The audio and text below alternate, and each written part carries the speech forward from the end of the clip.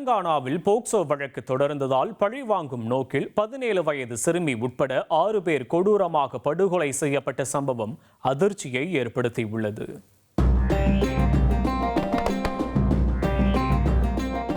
தெலங்கானா மாநிலம் ரங்காரெட்டி மாவட்டத்தை சேர்ந்தவர் ராஜ்குமார்.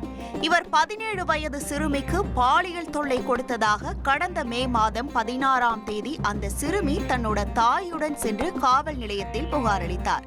இதையடுத்து போலீசார் போக்சோ வழக்கு பதிவு செய்து ராஜ்குமாரை கைது செய்து சிறையில் அடைத்தனர்.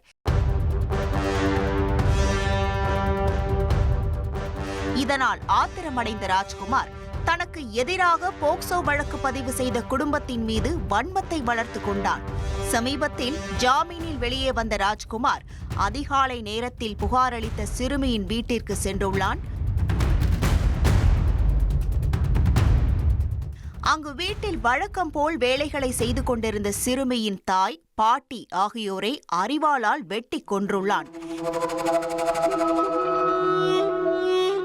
ஏற்கனவே பாதிக்கப்பட்ட சிறுமியை அருகில் இருந்த வயல்வெளிக்கு தூக்கி சென்று பாலியல் வன்கொடுமை செய்து கொடூரமாக கொலை செய்து வீசியிருக்கிறான் அந்த கொடூரன்.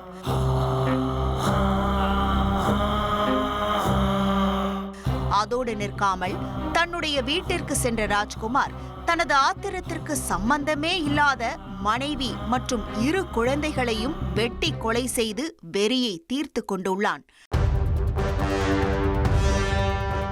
பின்னர் ராஜ்குமார் தனது பெற்றோரை தொடர்பு கொண்டு, நான் 6 பேரை கொலை செய்து விட்டேன், நானும் இப்போது இறக்கப் போகிறேன் என்று தெரிவித்திருக்கிறான்.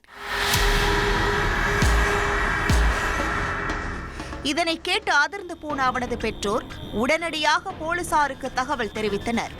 ஆனால் சம்பவ இடத்திற்கு போலீசார் வருவதற்குள் ராஜ்குமார் அங்கிருந்து தப்பி ஓடிவிட்டான்.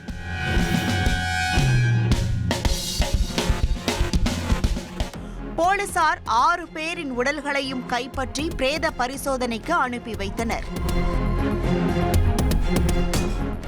மேலும் இந்த சம்பவம் குறித்து வழக்கு பதிவு செய்து தலைமறைவாக உள்ள ராஜ்குமாரை தீவிரமாக தேடி வருகின்றனர்.